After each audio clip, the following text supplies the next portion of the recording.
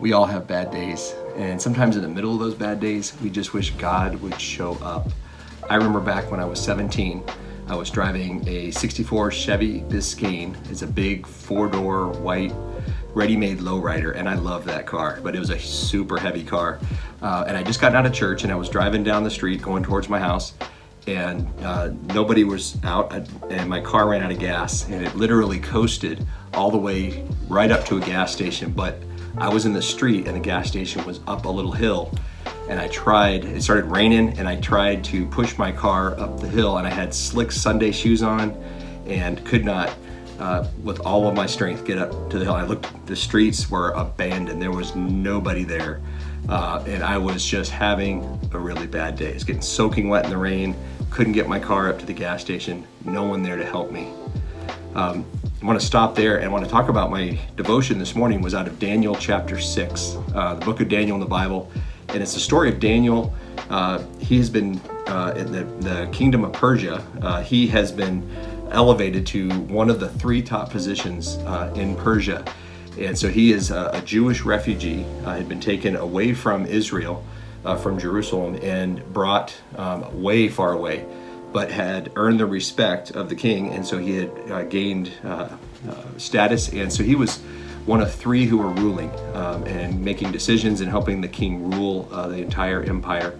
And the other 2 got significantly jealous, as did others, of him. And so they hatched this plan for Daniel.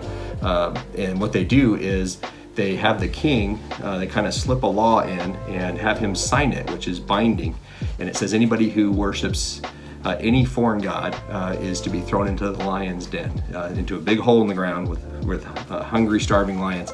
And they do this to set Daniel up. And so they then, as soon as they pass that law, he signs it, there's Daniel, he's praying to his God. And so they catch him, they bring him before the king, and the king tries as hard as he can to find a loophole to save his buddy Daniel. He liked Daniel, he trusted Daniel. He wouldn't have elevated him to that position if Daniel hadn't earned the trust and the respect of the king. So he tries as hard as he can, but he can't find a loophole, and so he is forced to enact the punishment. So he puts Daniel in this hole in the ground with hungry lions, puts a rock over the hole to keep him in there, and stays up all night just worrying what's going to happen.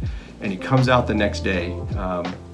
So Daniel's just having a horrible day. He's getting stabbed in the back by his friends. He's being thrown into a den full of lions, and it looks really bleak for him. And I know he's really hoping God would show up at that point. And so then we read in Daniel chapter 6, catching verse 19, kind of in the middle of the verse here, it says, "The king declared to Daniel, 'O Daniel, servant of the living God, has your God, whom you serve continually, been able to deliver you from the lions?' And then Daniel said to the king, 'O king, live forever.'" So obviously he's not dead. He's talking back to the king. "My God sent his angel and shut the lion's mouth, and they have not harmed me." So Daniel, his horrible day is turned around when God sends his angel, when God shows up and saves Daniel in the middle of this really, really bad day. So back to my story.